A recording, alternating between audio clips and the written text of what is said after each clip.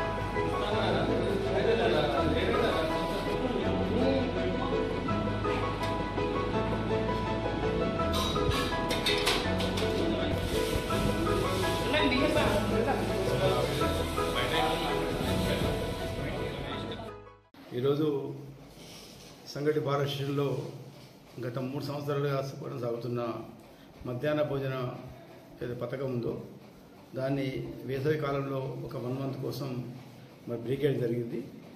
ఈరోజు court start కాగానే ఈరోజు మళ్ళీ ఒకసారి ఈ పథకాన్ని 3వ సంవత్సరం ప్రారంభించడం జరిగింది.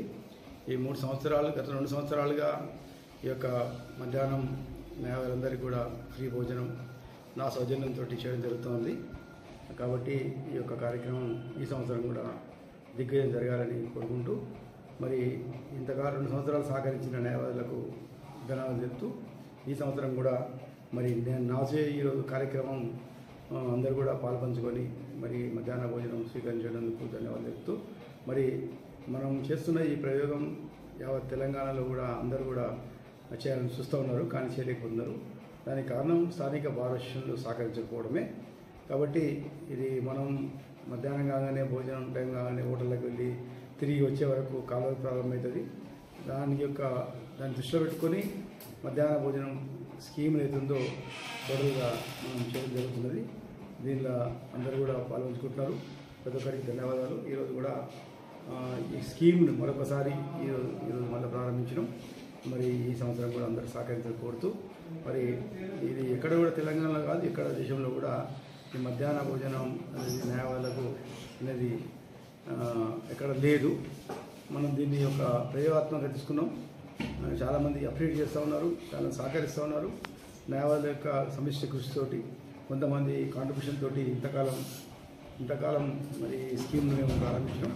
కాబట్టి ఈ సంవత్సరం కూడా అదేవిధంగా సంగటి బార్ అసోసియేషన్ సభ్యులందరూ కూడా సహకరించాలని కోరుతూ మరి మా యొక్క స్కీమ్ అనేది మరి అన్నిటికంటే అన్నదానం గొప్పదైనది.